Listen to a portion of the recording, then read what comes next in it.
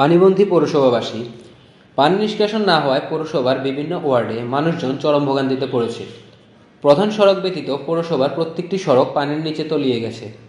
মানুষের বাড়িঘর পানিতে নিমজ্জিত একদিনের বৃষ্টিতেই। পানি সুবিধার জায়গা নাই, সব ডুবে গেছে। বড় আড়াইতে আটকিরে পানি নামিয়ে আর না। আমরা পৌরসভা স্থানীয় যে মেয়র সাহেব আছে, আমরা ওনার কাছে আবেদন হইলেও এটাই আমাদের পানি নিষ্কাশনের একটা ব্যবস্থা করলে আমরা সাধারণ মধ্যম শ্রেণীর মানুষেরা আমাদের কষ্ট হয়ে যায়। বৃষ্টি একশো হইলে পানি উঠে যায়, আমাদের বর্ষা উঠে বৃষ্টি একশো হইলে রাস্তায় মেন রোডে পানি উঠে যায়, মেন রোডে পানি এদিকে আসে, পানি নামার কোনো ব্যবস্থা নেই। আমাদের অনেক প্রয়োজনীয় জিনিসপত্র গতকালকে রাত্রে বৃষ্টির সুরের সাথে সব আমাদের নষ্ট হয়ে গেছে, অনেক কাগজপত্র দলিলপত্র আমাদের অনেক কিছুই নষ্ট হয়ে গেছে।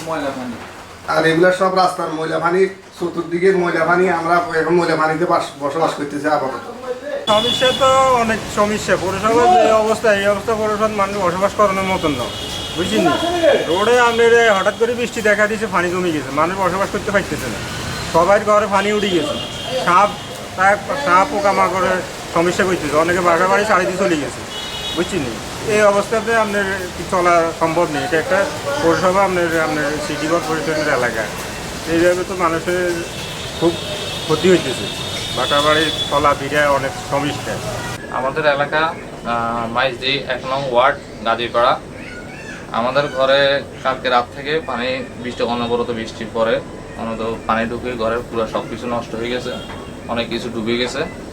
প্রায় আমাদের ফ্রিজ, খাট, সব কিছু, সুপার টুপার সব কিছু সব নষ্ট হয়ে গেছে, অনেক কিছু আমরা বের করে ফেলছি। এই অবস্থা অনেক কষ্টে আমরা আছি, সাপ বিচ্ছু এখন সব কিছুই পানির মধ্যে, এইরকমভাবে এখন আমরা আছি। ড্রেনগুলোর ময়লা পরিষ্কার কাগজে কলমে নিয়মিত হলেও বাস্তবে তার কিছুই হচ্ছে না। জেলা শহরের সরকারি ভবনগুলোতে পানি ঢুকে গেছে। পৌরবাসীর বক্তব্য, পানি নিষ্কাশনের ড্রেনগুলো ব্লক হয়ে যাওয়া এবং পরিষ্কার না করাতে এই জলাবদ্ধতা সৃষ্টি। পৌরবাসীর দাবি, দ্রুত এই পৌরসভার ড্রেনগুলো ময়লা আবর্জনা পরিষ্কার করে ড্রেনগুলোকে সচল করে পানি নিষ্কাশনের ব্যবস্থা করা হোক। হিমুলাচার্য, দৈনিক জাতীয়।